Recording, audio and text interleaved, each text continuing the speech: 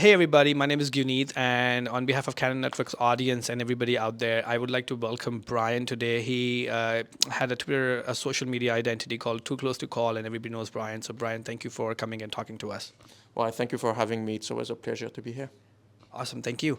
So, Brian, the reason why we wanted to do this is because this is a post-election, I would say, introspection or surgery or finding out like what went wrong and for the conservatives. And again, we can touch base on what happens on liberals. And how I identify this is that we can help educate people out there to really examine and understand this perspective. So I think it'd be interesting talk. Yeah, no, for sure. I mean, 3 months ago, we never thought we would see a liberal government, and then now we're pretty happy if it's not a majority. So everything has changed pretty quickly, and I think there is a lot to unpack from the results. Yes, of course. And I think the way I divide this conversation would be that we will first talk about the most important part, which is the Ontario. Yeah. And because we agree that Ontario was the most important part. And then we can go into BC. Quebec, sure, but we know how the Saskatchewan and Alberta would be voting. So, okay. So let's start with Ontario. So I would want you to give us your first take on how did Ontario voted, like how did GTA voted, and then we can go from there. I think the key word for Ontario is so close. Like, the Poilievre did pretty well. He got what, 43, 44%, right, after the official results. This is more than Doug Ford got. This is better than, any result than the polls were predicting. But at the same time, he made, if you look at the swing, especially in the GTA, you have like the York region, like Brampton, where you have massive swing towards the conservative. It's very frustrating because this massive swing didn't really translate in that many seats, right? I mean, Brampton is a pretty good example. You have a massive, like 20, 30-point swing, and it gave one seat, I believe, if I'm not mistaken. So you have, essentially, you did everything you wanted Poilievre to do. So go win Southwest Ontario, go win Northern Ontario, do better in the GTA, and it still wasn't enough. And so I think compared to, it really depends how you look at it. It's either half full or half empty glass. I think it really depends on the point of view. It's either amazing or terrible compared to what we were expecting just 3 months ago.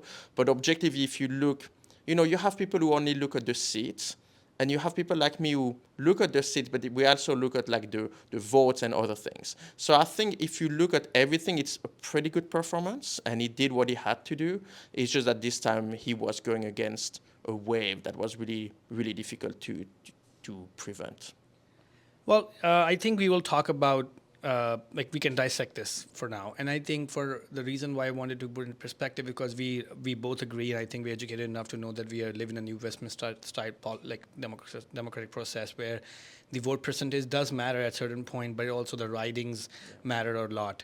And so why do you think that even that 20-30% swing towards the conservative in the Brampton and the GTA riding was not enough to translate into a win in those ridings? Like what could have, like why didn't it happen?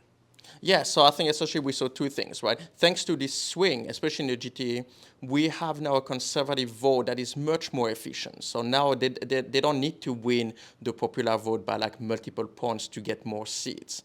The issue is this time it wasn't enough to win most of the seats because as much as they increased, the Liberals increased it even more, right? And we see it in Brampton, we see it in Surrey, where even if you go by 30, the Liberals went up by 10, and that was enough for them. And I think, a lot of people have looked at the decline of the NDP, and I saw yesterday that out of the, I don't remember, like 12 seats they lost, a majority went to the Conservative. And that's a fair way to look at this. But the way I look at this as well is you have all those ridings in Toronto and the GTA where the NDP wasn't winning them 4 years ago. But because they collapsed so much, that was enough for the Liberals to just survive. So what we would need if you take the vote efficiency of this election and you just put the NDP back to 15%, then this is an easy conservative majority. But we need this NDP to go back to 15. That's really the key. Well, we'll talk about the NDP because I have two things to talk about on this point. It was almost a year and a half ago when nobody thought like it was Pierre Poilievre's more than 200 ridings. That those so a year and a half ago, right? I spoke to one of the very senior members of the CPC, and I asked them about what is your biggest fear right now? Because you're winning at 200, 220, right? So what is your biggest fear? And I was told that one of the things that they would be fearing is what if NDP collapses more less than 10%? Then that's a troubling sign for them. So I knew that they had this in mind. So let's consider that option, that scenario to be true. And then I also had on my social media post, I know people in Canada who are long-term NDPers, and they were tweeting out or putting a Facebook post out at least 2 months before the election, if I'm not wrong on the timeline, saying that it is for the first time in my life that I'll be voting Liberals, and I won't be voting NDP and because of Jagmeet and whatever. Of course, they have to blame the leader, and yes, he lost as well. So tell me please this, like, knowing these two scenarios, what's going on in the campaign's mind, and how could have they not prepared, like how could have they prepared for this situation? So I think this touches on what I consider the main mistake of the Conservative and Poilievre campaign is they did an amazing job getting to like 41, 42%, getting new voters, like minorities, young voters. But if they knew there was a chance that the NDP could collapse that much, then this is where you need to do slightly better with the traditional voters, like the 55 and over. You need to make it such that you're not scary enough. And I'm a little bit surprised. I know they've tried to remake his image over the last 2 years, but evidently they didn't try hard enough, or at least it wasn't very successful. And I always use the example of the two dads golfing ad where everybody made fun of it. You can tell it's put together in like in an hour. And so I'm really surprised with all the money, all the resources, all the data they had for 2 years. If they knew that could come, why they didn't have a better answer to this? And I don't have it. It's not like I can tell you, magically you could make Pierre Poilievre not scary to everybody, but they could have tried maybe a little bit more to court this demographic. And this is where, small details like, even during the election, right, they were very hostile to the mainstream media. And I'm perfectly fine with this. I'm on the record for saying I don't like the mainstream media. But at the end of the day, we live in a reality where if you want to win an election, and if you know you're going to need 45% to win this election, not 40, you don't have a choice. You need to go get those voters. You need to go on CBC. You need to go on CDV and attract like those older voters who think you're scary and too much like Trump. And he didn't do this. And so I think in hindsight, this is by far the main mistake. Okay, so I just don't want to switch topics too much because Trump, I think I have like last 10 minutes of talking about Trump and its impact on elections, right? So coming back to the Ontario and coming back to the GTA, I guess 2 ridings, is it what they, like 2 or 3 ridings that they won around the whole region, if I'm not wrong. But there were some good picks, right? I mean, the area around Vaughan was won really nicely as well. So, there was some good signs up there. But I'm gonna, like, one of the things I was looking was the PPC. The PPC had some voter margin in Brampton riding and one of the ridings, which is the exact riding, exact number that CPC lost by, right? Now, I'm not saying PPC it was a key player in this election, but it turned out to be that somehow there's an interesting fact that this happened. So what do you think about this fact? And then I can ask you a follow-up question. Yeah, I feel it was fair to mention the CPC like in 2021, where we know if we were adding all their votes, that was like 21 seats that would flip. I think it's a little bit less fair this time because, sure, we can find a couple of ridings. I think it's 6 or 7 in total, where if you take, the margin of victory is less than how many votes the PPC got. At the end of the day, if somebody still voted PPC this time, I think they wouldn't vote CPC if the PPC didn't exist. They would just stay home. At some point they got less than 1% of the vote. So I'm not saying they didn't cost a single seat, but you don't. A party that is at 0.9% doesn't really split your vote. At 5, sure, but not at 0.9. And we put the CPC now has a leader that is much more seen as right-wing, so you already attracted most of those PPC. And we see it in the last week of the campaign, especially the last 3 days, when you follow the polls. Like, the last 3 days, you have a complete collapse of the PPC everywhere. And I really think this is, especially the PPC was at 2-3%. And I think about a lot of those voters last minute said, no, we need to vote for the Conservative. So the one who didn't, I'm very skeptical they would come to us at this point. It's just too late. I mean, they're anti-system, they don't like Poilievre, or, they're too extreme to support even a mainstream Conservative party. I agree with that. Like Maxime Bernier doesn't come off a very trustworthy person in terms of like a lot of people, and he's been there for like so long, and again never have won a riding by election, right? So that does speak to the party, and the PPC vote base as well. And I know even the online like PPC, like some of the people, I would say are not so pleasantly. I would say just like to keep it like very basic right now, and not so pleasant in the real world, but that's okay. But one point I was interesting looking at, and I was also watching other commentators speak, especially on Juno. I think it was why Claypool mentioned that as well on Juno, that there was one riding in session essentially in PPC in Brampton that was headed by Jeff Lal, and I can look it up like which riding was that.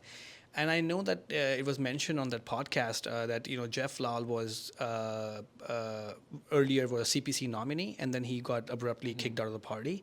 And I think at that point, the person has two choices: either to just do nothing or just fight back. And I think if you see that his pull on the PPC in the Brampton really affected that riding. And again, Bob Dusan Singh was a CPC nominee who I think lost in that riding because he's got almost 2,300 votes, and that's like a really large number for one riding. So, and then according to that, I saw the campaigns and I saw what was the chatter happening online. It did seem like that PPC, not because of Maxime Bernier and the party that it is, but these small issues in the local ridings affected the CPC, CPC's strategy of winning the riding. Do you think is that something fair? Yeah, I'm sure we can find a couple of writings like this. I don't think that's the difference between Poilievre prime minister or not, but it could be the difference between a couple of like 3-5 more seats.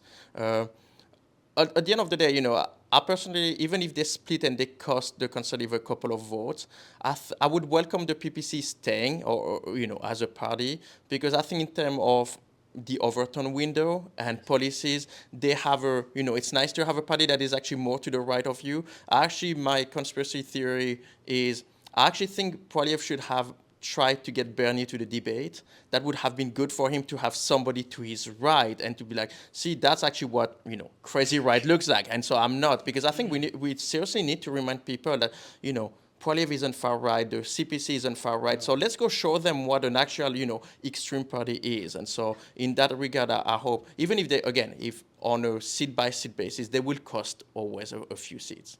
And look, it may not have been a chance that Pierre Poilievre became the prime minister, but I'm saying it could have also that Liberals would have a much more gap to read the majority, right? We would have a bigger minority, you know what I'm saying? There would be more gap towards that, and he may have to work harder, or maybe give up to the left so that NDP can vote with him, or maybe have a pact with them, and then that wouldn't look like just different than what Trudeau did in the past, right? So that's where I was coming from. But let's zoom out a bit and go from Ontario and around that part as well, even Toronto and different ridings in Toronto. Why we had I think we won the by-election in St. Paul, was it? Yeah, and then we lost it again, right? But let's talk a bit more about Toronto, and then we can zoom out and maybe switch to another province.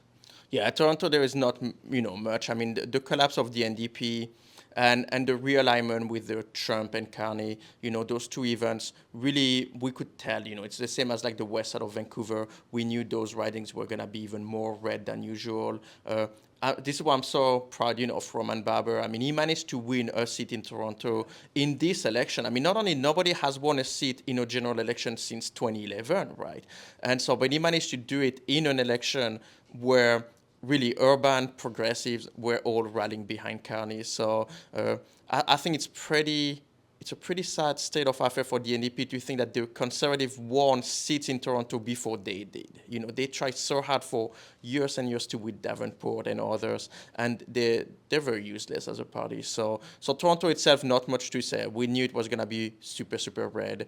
It was there as well. I mean, the only hope is we need the NDP to go back up. I mean, it's just not possible and in the long term, it would be so much better if those seats were solid NDP seats, so that, at least it splits the left. But we know that that's not the case right now. Good. I think I understand that point, and we'll touch base on NDP. I think it's an important thing to talk about, and then let's kind of connect this to BC, because we are in Vancouver. You ran for your office here in Vancouver, so you have a bit of taste of what it takes to run for office, and what the people are thinking. And then you were also spent time door knocking for the candidates here in BC, especially in Vancouver area. So, break down for people like what happened in BC and what were the takeaways for the campaign. And yeah, let's just start like from where do you think? What's your first take? Yeah, I think we saw a phenomenon that was very similar to what we saw in the BC election. And as a matter of fact, every former candidate I've talked to from the BC Conservatives that were in Vancouver, they all told me the same thing. You know, I mean, we all had the same experience, and we were not really surprised by the results. You know, when you see Ken Charco in Quadra, he did everything right. But over the last 18 months, he door knocked on I think 25,000 doors. He doesn't have controversies, anything, and he still got 30% or even less than this, So at some point, it's just the demographics of those ridings are very, very hostile to us. And they were already hostile to us in October. But now you add Carney and Trump threats, and so it's really unwinnable. I mean, you really end up Granville, Quadra, anything in Vancouver proper is completely unwinnable. What we could see at the door, and we saw the same in this election, was anybody that was older, white, was very hostile to us.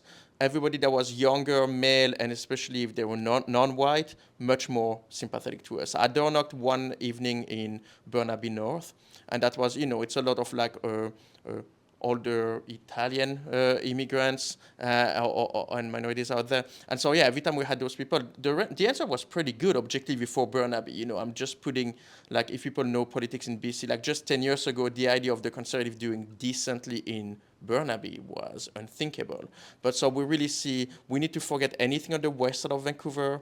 But starting in Burnaby, this is where I think in the future there is an opening there. We saw New West almost going conservative as well.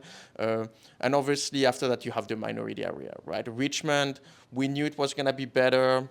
They won one, they lost one. And Surrey was pretty close. Surrey is just another Brampton, right? Massive swing, 20, 25, 30-point swing, but it doesn't translate into seats. And actually, as a matter of fact, they lost White Rock, South Surrey, which again, in terms of demographic, that makes a lot of sense. It's wider, it's older, it's higher income. Those are typically the people, I door knocked on thousands of doors. And after a few weeks, the person would just open the door and we could kind of guess 95% if it was a yes or no. I mean, that was as simple as this. We're like, oh, okay, that's a white boomer. All right, let's do our pitch, but let's get, they're going to tell us to leave. And so, White Rock, we see it. So we see this very strong realignment, which I think is the same as in the GTA. It's not paying off for now, but it's not far from paying off. But we really live in a weird situation where I always love to look at the BC Liberal map of 15 years ago. Right, the BC Liberals used to win half of Vancouver. They would win Port Grey, Quadra. Well, it's not named Quadra, but Quilchena, Granville, Fraserview. All those were strongholds of the BC Liberals, and every election they lost one. And so this is just a continuation of this trend where I think it's just almost impossible to win as a Conservative in Vancouver proper, Vancouver and North Van. Interesting. And also, I think we have to talk about the immigrants and the role of immigrants in this election as well, or at least the immigrant societies. I think there was a real push to pull towards Pierre Poilievre. I think this is the first time ever that a lot of immigrants have joined the party, have joined the campaign, or voted for Pierre Poilievre. And yes, there was also a pull of the younger population, which is 18 to 35, towards Pierre Poilievre's campaign. So I think this is my question, about first, what is your take on that part, about the immigrants and them, because you said outside Vancouver, so that kind of we go into suburbs. But in a way, I want to balance that fact out that we lost, the Conservative lost in a lot of in Surrey and Brampton both, which is highly immigrant population.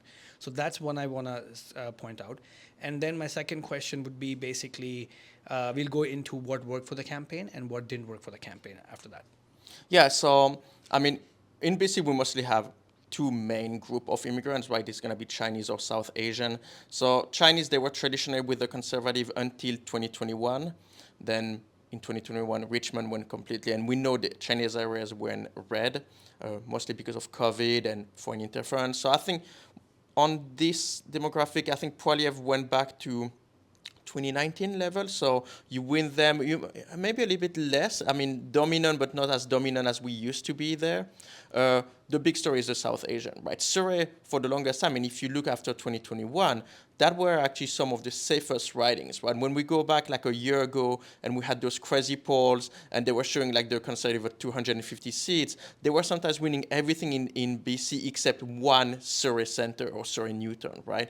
And so it's very different. So again, it's this situation, it's a little bit like in sport, right? It's like it's a team creating a ton of chances, but you don't score goals. I think the CPC essentially did this. They did massively, really massively better with the South Asian, just not enough to win those seats. I mean, so we end up with a weird situation where I think the trend is I'm not optimistic to win, South Surrey ever again, but Surrey Centre, Surrey Newton, those should most likely be swing ridings like 4 years from now. So they need to continue, but just because they did well with those demographic, and you mentioned the 18 to 34, yeah, that's the same, right? I don't believe the Conservatives won this demographic. The polls at least were showing it was pretty much neck and neck, but it's the demographic where they improved the most. So if you can keep those voters and build on this, but then again, you need to go get, it's kind of like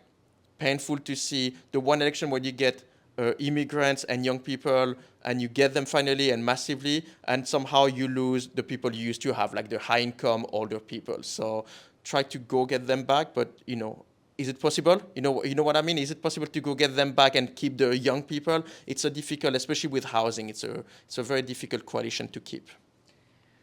Let me ask you a follow-up question. Pierre Poilievre's campaign, Deputy Leader Tim Opal, he was also the Deputy Leader and also Indian background, and also among him, we saw almost 22 nominees from the CPC, very heavily South Asian, right? I would say Indian heritage. What went wrong? Because we, as a CPC, because I voted Conservative at this election. So let's say I'm stonewalling that part. What happened there? Because we heavily invested into this diaspora as well, and then still the people didn't resonate that much. Why? And what went good for the Liberals? Yeah, I think I'm gonna contrast that to the BC Conservative managed to win, right? They won almost all of Richmond, and they would have won all of Richmond if it wasn't for the independent candidate. They won massively in Surrey. So I think this is the difference between the BC Conservative and the federal Conservative is, my guess is social issues. The BC Conservative went harder on those social issues like SOGI, because it's a provincial issue. Poilievre decided to be a little bit more timid on this. I mean, obviously, if he's getting asked, should trans women be allowed to play in sport, he's gonna answer the question. But he didn't go as hard, and partially it's not really up to him, right? SOGI, a lot of those big social questions are not federal matters, so he cannot really focus on those things. So I really believe that might be the main difference. Plus, we need to realize again, those are voters that have voted Liberals for decades, right? They were some of the most reliable voters. This time you get a new leader, Carney, that is pretty well liked, or at least seen as very competent, and there is the threat of the tariffs. I don't think they're being moved as much. It's not a demographic that will rally behind the flag as much as the North Van crowd, for instance, but the effect was still there just enough to save themselves in those ridings. So, but the outreach is there now. They have a presence. They have a grassroots movement in this demographic, and so that's already much better than just what Erin O'Toole was doing, right? So Erin O'Toole left the election where people were like, we never had anybody doing outreach in the Chinese community. So again, it's painful. It's the same as I said before, right? You create a lot of chances, but you don't score goals, and so it sucks. But it doesn't mean you're a bad team. Yeah, and I also want to say this to the audience as well, that we live in this pragmatic world where we realize that the Liberal and the machinery is really strong, right? So you are all not play, you're swimming against the stream, right, the downstream. Yeah. So it's definitely harder for the Conservatives to win in this situation because of the so many odds against them, right? So of course, but the idea behind this conversation is to learn like what went wrong and like what really came about. So I think that one of the things I want to start talking about is what went wrong and what went right in the campaign. Maybe right, sure. I mean, everybody's talking about the right now. So, but the wrongs are more important right at this point. And let's just bring a healthy critique of the whole campaign. But also, you are free to bring in Trump at whenever you want, because I think we can explore a bit more about that part as well, because I think that really ties up to the whole campaign as well. So let's start with what went right, and then we can spend time on wrongs right away. So one went right, Poilievre got more votes than Stephen Harper when he got his majority. That's the highest the CPC has got, if we don't include like Brian Breguet, obviously. So new coalition, to me really, and we mentioned before, the fact that the voting coalition, the vote of the CPC is now much more efficient. This is really, really huge. I mean, because before this election, like whenever you were playing with the numbers and trying to get to a conservative majority, that was so difficult. It was really, you're like, okay, everything has to go right. I think now the foundation, if we can keep this coalition and just increase here and there, it's a lot easier to see a majority next time around, and without having to rely on Quebec. So I think the fact that he managed to build this coalition with younger, more diverse people, this is great. This is by far the biggest win. In terms of policies, I mean, I don't know if it's what went right in terms of the campaign, but in terms of policies, he has managed, or the Conservatives have managed to influence policies massively, right? He spent years against the carbon tax. Everybody hates it now. Everybody's pro-pipeline, but the last 2 days of the Carney government might prove otherwise. So, and I think the last 2 weeks of the campaign, I think he won the debate. Especially the English debates, Poilievre did quite well. He didn't crush. It's not like oh my God, like a Trump versus Biden last summer. But he did good enough that he most likely finished first of the debate, and he won the last week or maybe 18 days or 2 weeks of the campaign. So that's already very different from Erin O'Toole and Andrew Scheer, for instance, which is they both lost the debates and they both started doing very badly after the debate. So that's nice to see. I think the image that Poilievre gave during the debate was pretty spot on. And I think in terms of policies, I really hated the first 2 weeks.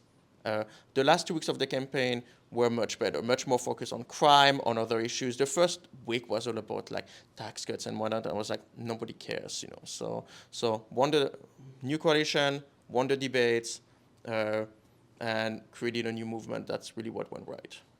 Well, I think, in my opinion, the carbon tax was the biggest win that the Poilievre's campaign really had. They owned the issue. He was the leader. He explained the audience. He explained the Canadians, and he won it for the Canadians. So I think that was a good issue. That was a great policy win for him. And even capital gain tax was another very good win for the campaign.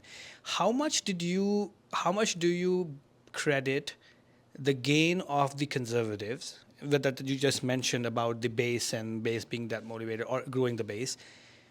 You mentioned about Harper's fact as well. You compared with that. How much had it got to do with the campaign, or how much was it because of anti-Trudeau, or the Trudeau not being so? Because remember, until January was Trudeau, right? December. Yeah. So how much do you think was credit to anti-Trudeau, or was it to the campaign? Oh, that's a good question. That's hard to quantify, right? Because, the other way to look at this is how much of the new coalition is Poilievre and how much is just a realignment that is occurring naturally, right? Because I was joking, I was like, well, John Restad, who has the charisma of a traffic cone, got a higher percentage of voters in BC than Pierre Poilievre. So obviously, you don't have to be an incredibly charismatic guy to get this realignment, right? So I think Poilievre maybe amplified it or managed, he was fighting a much stronger opponent as well. So, no, it's a good point. I'm not going to have a clear-cut answer for you, as like it's 50-50. But, if we focus on how much is anti-Trudeau, I still think, it should still go into Poilievre's column, because the reason people hated Trudeau so much is in great part because of what Poilievre has done, right, over the last 2 years. If anything, he did too much of a good job, like really hurting Trudeau and his policies, and maybe not enough hurting the brand. I mean, my advice to them in the future is do not only attack the one guy, attack the party all the time, so that you cannot just replace the spokesperson and you think it's a new party. And look, I was talking to my friend, and he mentioned that sometimes in life you get what you wish for, and then you had no plans. So I think every conservatives wanted Trudeau to go, and Trudeau resigned, but Trudeau resigned, and then what, right? So I think they were not ready for the next part. So let's bring in Trump here, because we are up now. I'm like in the conversation too. We are almost there when the Trudeau resigned, right? So Trump comes in and he wins. I'm gonna give this 2-minute thing about Trump, and the reason why I'm doing is not to come out say I'm a Trump fan, but I just want to get the audience aligned with the realities of the American election. Okay, so October, November comes in, and Trump wins the popular vote. He's the first president, a Republican president, to get the popular vote in America, and that means a lot. Since 2004, I think, George Bush, they won all the 7 swing states by a good margin. And of course, he was lucky to have a Kamala Harris as a competitor, also Biden right at that time. But he was also lucky to save his life, and he would have almost got killed there. So Trump comes in, and he has a mandate to realign whatever the American people are behind him, and they also win the 3 houses, right? They win the Congress, they have a majority in Senate, and they win. So the first time ever. So a lot of first times happen. Now, Trump comes in and he says 51st state, and he starts talking about Canada and about how the Americans are subsidizing Canada, and, it can go for long. Now, Trump is elected in office. Carney is in office. The Trump's retaliatory tariffs are also gone. So let's examine this issue, because now we have the whole picture. What went wrong from the Conservatives to handle the Trump issue, and how much did it affect their voter base in the boomer side? I think the main mistake, I understand, and I think David Coledo from Abacus has said that Poilievre was right to not actually try to pivot completely and to remain on cost of living and those issues. And I see the point, no matter what they would have done, I don't think they could have been the best party to be seen as anti-Trump. It still doesn't change the fact that in my opinion, they wasted the 2 months, like January to March. They really didn't pivot enough. He did his big speech, like Canada first, but just the name alone, right? How come nobody in the campaign or the headquarters of the Conservative Party said, Canada first is not a good name, we're just copying what Trump does, right? Canada strong was the correct, and that's the Liberals who took it. So, and to me, it's more than trying to go, I'm just going to insult Trump or go hard after Trump every day.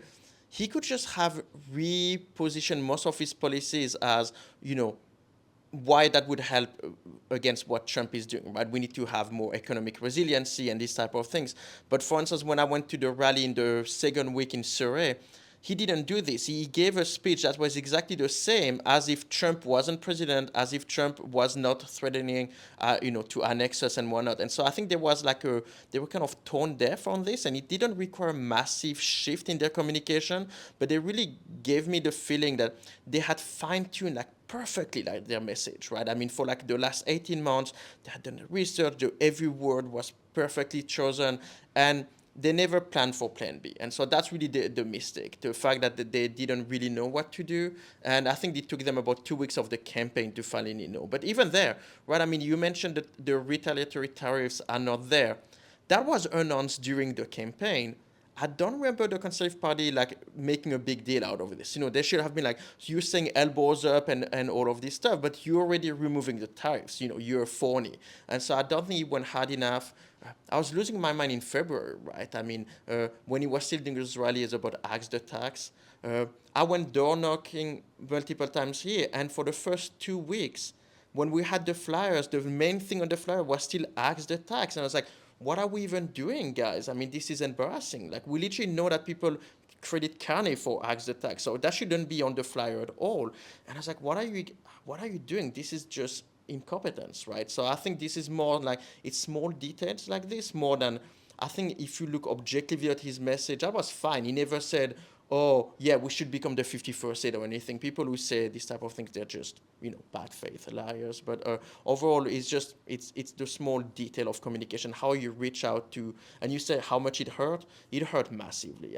We were never gonna do well with the 55 and over because we know they don't like politicians like Poilievre. But once you added Carney, I always say Carney is like catnips for like older voters. They really really love the style, right? And the guy and the profile, and then the threat of Trump. Then I have friends who I respect, and they were like, oh yeah, they started posting elbows up. I was like, wow, you're saying this? And I was like, wow, this is more widespread than I thought. So that was very difficult for the CPC there. Let's dig a bit more here. I think role of the political parties in a campaign is to differentiate themselves from the other party, right? There was one feeling that the CPC is becoming liberal light in certain issues during the part of campaign. I don't know if that's certain true or not, but because I think one common fact of dealing with Trump is like you align yourself same as the liberals are. Yeah. I think that is that something that you find lack. Again, I'm only because I'm not basing it on. Because we can only control the controllables, right? And our controllable was to control our communication. Yeah. Okay. So how could have we been different in dealing with Trump, or or we should go further than saying that we should go more difficult and more anti-Trump to deal with that situation? What could have been the best strategy? Yeah, I want to mention first that I'm not sure there was anything they could have done to win this. I mean, they could have gone super, super hard and objectively have the best response. And I still think just the nature of the crisis was going to favor the Liberals. With that being said, I'm wondering, and it's a little bit of hindsight, it's 2020, if it would have been smarter to not repeat the stupid, like a dollar for dollar tariff retaliation and whatnot, and instead say, look, if we put our own tariffs, we're gonna hurt ourselves even more. So maybe if we're gonna want to defend ourselves, then go something else, right? I mean, for instance, I'm thinking of like Doug Ford, who said we're just gonna cut their electricity, which I'm not sure would be legal or whatnot, but I mean, at least that sends a pretty strong message, right? Whenever Ford was there, people never doubted that he was on our side, right, on Canada's side, even though he literally said he was for Trump like 6 months ago. So I'm wondering if a smarter response than just trying to copy the Liberals would have been better. But there as well, you look at polls during this period, it's like 85% of people wanted retaliatory tariffs. So, you can try to go out there and say, well, actually, it doesn't work. I don't think people would listen. Well, it's harder thing because when you keep believing on polls, that it's kind of current sentiments, but the politicians are not awarded to listen to the polls, but listen to the wind where the wind blows, right? Yeah. And I think one response could be, Pierre could have said, Canada would take over Trump Tower. I think that could have been, I think that could have been a good response. Yes. And then carry on with life saving, cost of living and the housing affordability and those issues, right? So overall, we understand the Trump issue, and of course, nothing could have been done. And now that we are doing, so maybe we are almost there to understand a bit more. So, is there something that we missed talking about, especially? Okay, let's talk about the elections, Canada, and the whole part of counting ballots and things like that. I am not going to say that it should be a deadly sin to talk about how the elections are conducted. I think every person has a right to talk about it. Doesn't mean that we're going to undermine the authority that has already done something, and I'm not contesting, I'm saying that we have a fraud in elections. So let's take that idea out of, but what happened during the count? What is your take on how the elections are conducted, the votes are counted, and just the technical aspect of conducting election?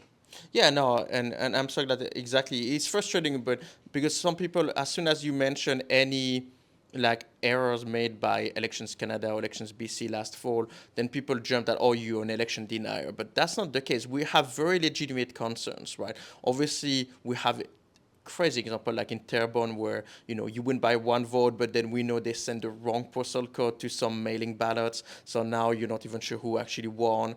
Nunavut still hasn't validated their results. I'm not talking about recounting them. I'm literally talking about confirming the numbers we had on election night. This validation process, if you followed it, in most riding, it switched hundreds of votes. And this is not recounting. This is literally an error of I'm guessing somebody on the phone said, well, what are you, polling numbers? And they switch liberals and conservative. So it's pretty problematic to me when we have those errors.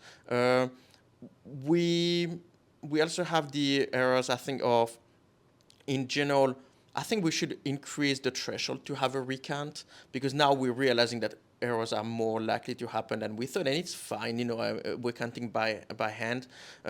So maybe go with slightly more recounts out there and do them faster. I think elections Canada had less issues than what I saw in elections BC like 6 months ago. Really, we had many problems. I would like us as a society, if we could discuss a few things in the future. The first one is, I really think we need to have a bigger discussion about those mailing ballots. I'm not completely against them, but I do believe they raise significant issues. When do we count them?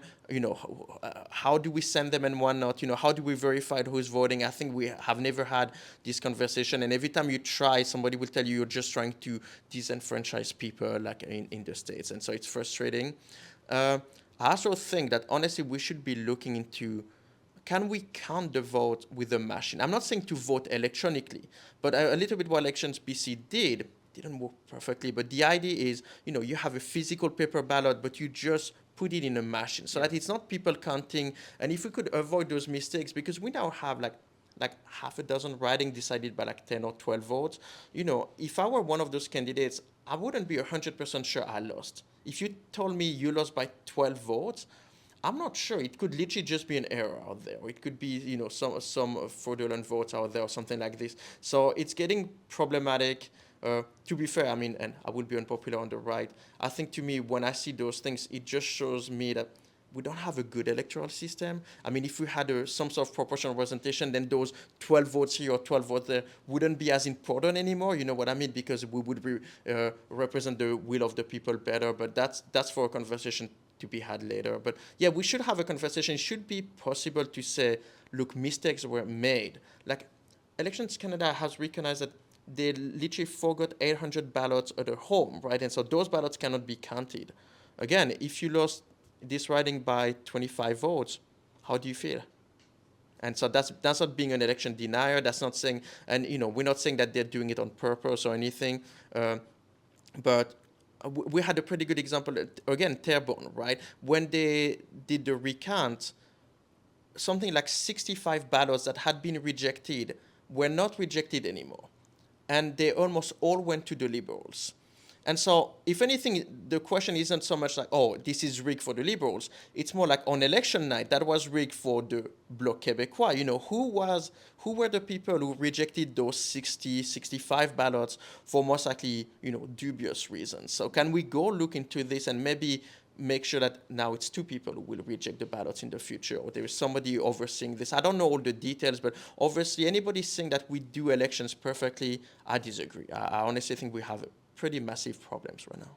I was deputy returning officer in the 2021 elections, and this was a federal one. And I do believe that I think the rejection ballot is done by the person who's counting, so there's only one person that.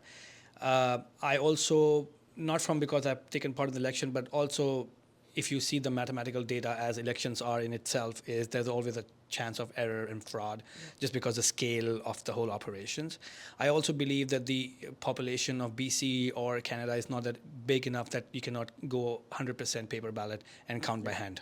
Just like Taiwan, and we've seen videos in Taiwan that they announce and then say to the room, right? So just make it like, look at democracy in action kind of thing, not like something that's going to be, so that people don't ask those questions. I think one thing we miss is talking about Quebec, because you have a Swiss background, you're French, so you understand the Quebec thing. And I'm going to take it back to the conversation where you said that Pierre Poilievre did really well in English debate. But I think the most important debate was French debate, because Carney's French is not good. And I think, and Pierre Poilievre can speak really good French. So I think the real important point was like, what happened with Conservative Party in Quebec, and what was the role of Bloc Québécois, and you can explain to our English audience about that, and how did Liberals manage to win just everything in Montreal? Yeah, so I think two things, right? So Poilievre has a much better French than Carney. It wasn't big enough, I think, to make a difference, to really have Quebecers say, oh, we don't want to vote for Carney, because I think, they got scared of Trump as well. I think we saw both in 2019 and 2021. The Liberals were very close to winning a majority, and the only reason they didn't is because the Bloc Québécois. And the Bloc Québécois is really good at getting those older white voters. So I think, you replace Trudeau by Carney, you add Trump into the mix, and all of a sudden those boomers who ironically voted twice to separate from Canada are the one who now want somebody to be defending them against Trump, which is pretty funny to me. So I think that's the main story. I think for the Bloc Québécois, there wasn't much they could do. They were just not there was no appetite for what they were selling anymore. They already defending themselves as much as they could. I think to me what it shows for the Conservative is, I understand that Quebec seems pretty hostile and, you don't want to waste your time because no matter what you get your 12 seats. But at the end of the day, Quebec is a ticking time bomb against the Conservative, right? If the Bloc collapses, then guess what? It gives all the votes either to the NDP or to the Liberals, and so that gives them a majority. So can you do something in the future? It's difficult. Quebec and Quebecers are really kind of weird politically.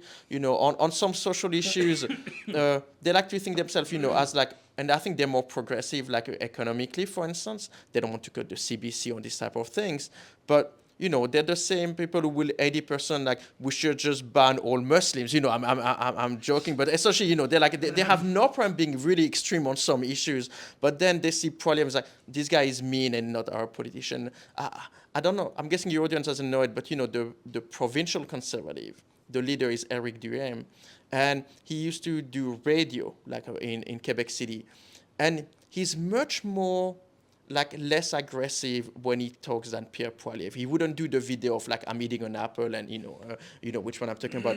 And yet when there was the Quebec election in 2022, most people are like, oh, this guy is still an asshole, he's too extreme. So I think they're very, very sensitive to the personality of the person. And so for Poilievre, the issue is they try again to rebrand him, but I really think his image is just like, I don't know if they can change it. I will always remember that when he won, even somebody like Mario Dumont, the ex-leader of the ADQ, was like, I don't like this guy. And I was like, well, if Mario Dumont doesn't like you, you don't have much of a chance with in Quebec. I mean, so go, that's where using his wife, most likely, they know it. They use his wife quite a lot in Quebec because she speaks perfect Quebec French.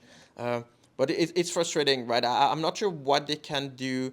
There is an opening, right? So if you actually look, if you could get those maybe more nationalist voter, maybe by talking more about immigration, and I'm talking like not only like 2 weeks before the election, you start regularly talking about this, you could start getting like northern Quebec. The same way we've seen the realignment in BC and Ontario where the northern rural area used to be NDP, and we're like, that doesn't make sense. There are parts in Quebec where I'm like, why are they voting Liberals? That makes absolutely no sense. That should be 100% Conservative. So try to go get them. And I know Jenny Byrne, my understanding is a lot of the Conservative always think, let's not waste our time with Quebec. I disagree because I think every election you play with Quebec at 12 seats, you're playing on hard mode. Then all of a sudden you need to win the rest of Canada so much that it makes it very difficult for you to win. If you could go get 20, 25 seats in Quebec, and it's not that difficult to go see a path to 2025, then you're golden and you're the natural governing party. Yeah, and I think that's a good explanation to the audience about what happened in Quebec, and I really thank you for that, explaining that. And I think maybe in the last 5 minutes we can talk about a bit more, because I know in this whole conversation you've been talking about personality of Pierre Poilievre and how was it received by the Canadian public. Let's talk a bit about that, and let's start with the incident of Apple, because you brought it up. I knew that the Conservative, when this happened, it was this amazing, thing that happened, right? So there we were dancing in the glory of how them apples, right? There were T-shirts, there was everything, right? And did we overplay that? And did it eventually end us biting us? Did that happen? Yeah. Also, I'm asking you the talks about his personality and how was it perceived by the public? Yeah, no, that's the Apple video is a perfect litmus test. Like, I was a BC Conservative candidate when it happened, and I had people, like prominent people from the MLAs from the BC Conservative, and they're like, what an amazing interview, right? And I was like, I don't know. I mean, I enjoy it. I thought that was nice, to dunk on the stupid question. But I can guarantee that for a lot of people, they hate this interview. They really hate this personality. And if it was the only interview he ever gave where he was this smug, that wouldn't be that much of an issue. But I have a pretty good example during the campaign when he was being asked about the size of his rallies, and he was saying 15, the press was saying 5,000. And I don't remember exactly what Poilievre, but he was smiling more when he was answering, but he was still being a little bit of a dick when he was answering. You know what I mean? And I was like, I think that's just who he is, right? And so it's difficult to go against this nature, but I really believe for a lot of people, especially women, if we simplify here, I think they look at this and they hate it. I was talking to a prominent conservative member, I don't want to say the name, and he was telling me that he was telling the conservative for months, people don't like Poilievre, right? You guys live in a world where everybody you interact with, they love Poilievre. And that's sure, the 30% who love Poilievre, they love him absolutely. But he said, my mom will vote conservative, but she doesn't like Poilievre. And my wife is the same. I mean, my wife voted conservative. She's more conservative than I am, especially on social issues. She doesn't like Poilievre. She thinks he's an asshole. And so, again, whether it's true or not, it's fair or not, that's just the reality we live in. And so why didn't they try to change this more? And I think this is the echo chamber, right? If you have people around you who love the Apple video and think we need to do more of those things, then you do more of those things. So you have your gotcha moment at the House of Commons. But then we have a crisis where people are like, actually, we will go with the boring old PhD guy who just seems to manage things calmly. And so all of a sudden that's really, really a liability, right? It was an asset when winning 40% was a guaranteed win. And I think this is what the CPC was thinking. Get 40%, completely ignore the other 60% because 40 guarantees a majority. We never thought that we would need 45%. But in hindsight, we needed 45. And I think in hindsight, you also need much more of your base to be motivated enough to come and dedicate hours and volunteers and to go door knocking. And I think that the energizing of base and growing the base is a main reason for a political party to be able to succeed. Well, I think I thank you for your time. But anything last you want to say about this whole thing, and something maybe we have missed, or something that you just want to wrap this whole thing around? Yeah, I think the one thing we didn't mention is one of the mistakes, another mistake is they clearly underestimated Mark Carney. I mean, everybody I was talking to in January, February, and early March, they were like, oh, it's not a big deal. He's the new Michael Ignatieff. As soon as, and there was a little bit of a polling bump because it's the new leader. And I was like, I don't know. To me, this is a guy that has been winning his entire life, right? He's a winner. I mean, he grew up like, middle class family, got a scholarship to go to Harvard, went to the Oxford, became Bank of Canada, governor, then Bank of England. This guy doesn't lose. And so you guys are treating him as like this mega loser. And I think you underestimate it. If you think you can just run ads of sneaky Carney and you're going to get back those boomers, you're wrong. And I think, again, it goes back to who are the people you listen to? Do you just listen to people who only interact with the base or with the diehard fans? And my advice would be in the future, you need to have a couple of people on your team that are borderline liberals, they're almost hostile to you, but you need to have their inputs at some point to know what to do, to at least maybe be more prepared. And that was a big mistake. I think you're right, and in one way, but I a little bit push back on the side of keeping borderline hostile liberals because the conservatives think that they are pulling themselves left and they're going to go further right.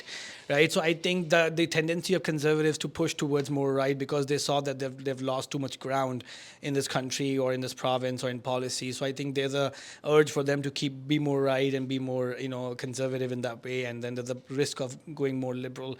But then ultimately comes on the point that where I didn't see much difference as well, how the liberal campaign and the conservative campaign really went. So if I'm a independent voter and I'm like, okay, I might just vote Carney because he seems more stable and there's much more, what you said, his personality doesn't come off like a bit of a person who's not a good part. And again, the elections are over. Carney is chosen in. And I was talking to one of the media producers, podcasters in Ontario, and I told them that this was before Carney did retaliatory tariffs and were taken off. I think one of the things that really lacked from Pierre Poilievre's campaign is explaining the people the reality of Canadians will live in. And if I think we could have told people that we do not have any leverage in this game with the American administration, the only way to work out is to, and then pointing out to the problems are being caused by the liberal brand, I think that would have been much more smarter way of dealing with this. And I think we lack that much. And of course, we can see that from the crowd pulling strategy that, the Conservative put in. So what do you have to say on that? And maybe we can finish the conversation. Yeah, no, they were so successful for a year and a half to just say axe the tax, fix the budget. But I would just use an anecdote to this. I was at the meeting the day after the election, and we had a presentation. Those were people, economists, right? Other people from other universities teaching economics. And we got a presentation from one of the biggest economists in this country, and he showed us numbers about immigration, about productivity, and about housing. And I knew all of those things, right? But the people in the crowd there were surprised, like, oh, I did not realize it was that bad. And I was like, oh my God, we're talking about people who should know this, and they didn't know it was that bad. So you cannot expect the average voter to know. And so you're right. If we maybe better education or the communication to say, this is what we're saying this, we're really doing so badly on all those metrics. And this is after they tried, a little bit, and don't give them a fourth term. But so much of the attacks had been about Trudeau himself and the carbon tax, then you remove those two and people are like, oh, well, that's what you were against. We're fine now. We're free to reconsider.